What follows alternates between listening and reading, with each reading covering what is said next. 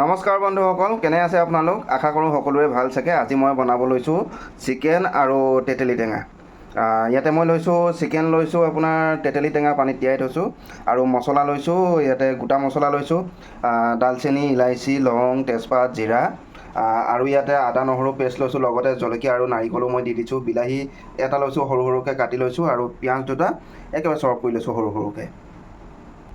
লগতে ইয়াত মই লৈছোঁ নৰসিংহ পাত, কাৰি পাতা অলপ। কেৰাহীত মই তেল দি দিছোঁ। আমাৰ তেল গৰম হৈ গ'ল। এতিয়া মই ইয়াতে গৰম মছলা দি দিম, গোটা গৰম মছলা। লগতে মই পিঁয়াজো দি দিম।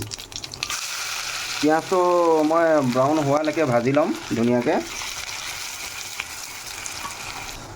দেখিছেনে গাইছ, আমাৰ পিঁয়াজটো হৈ গৈছে। ইয়াতে মই এতিয়া দি দিম বিলাহী, সৰু সৰুকৈ কাটি থোৱা বিলাহী দি দিছোঁ। বিলাহীটো ভালকৈ মিলাই গলিব দিব লাগিব। আৰু ইয়াৰ লগতে মই দি দিছোঁ নিমখটোও দি দিম। এয়া দেখিছেনে, নিমখটো দি দিছোঁ। পিঁয়াজ আৰু বিলাহী ভাজা আমাৰ হৈ গৈছে। এতিয়া মই দিম আদা নহৰু পেষ্ট, আৰু ইয়াতে নাৰিকলো দিয়া আছিলে, ডাঙৰ ডাঙৰ 2 চামুচ দি দিম মই ইয়াতে। আৰু লগতে আমাৰ মছলাটো দি দিম। মছলাৰ লগত হালধিও আছে আমাৰ, সেইটো দি দিছোঁ। আৰু কাৰি পাতা দি দিছোঁ, নৰসিংহ। এতিয়া ধুনীয়াকৈ মিলাই দিম সকলোবোৰ। এইটো এতিয়া তেলটো ওপৰত আহিব লাগিব। মছলা চব ভজা হৈ যোৱাৰ পাছত তেলটো ওপৰত উঠি আহিব, তেতিয়া আমি মাংসটো দিব পাৰিম।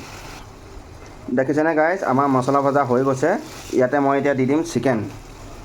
এয়া দেখিছেনে, চিকেন দি দিছোঁ ইয়াতে মই। এতিয়া ভালকৈ মিলাই দিম, অলপ সময় ঢাকি দিম। গাইজ ব'লক আহক, আমাৰ চিকেন কেনেকুৱা হৈছে চাওঁ। খুব ধুনীয়া হৈছে। এনেকৈ 1 মিনিটৰ 1.5 মিনিটৰ মূৰে মূৰে এনেকৈ মিলাই থাকিব, 2বাৰ 3বাৰ। মোৰতো মিলোৱা হৈ গৈছে, আপোনালোকক দেখুওৱা নহ'ল। এতিয়া মই ইয়াতে এই তেতেলী পানীকণ দি দিম, মানে ইমলি পানী মই ইয়াতে দি দিছোঁ।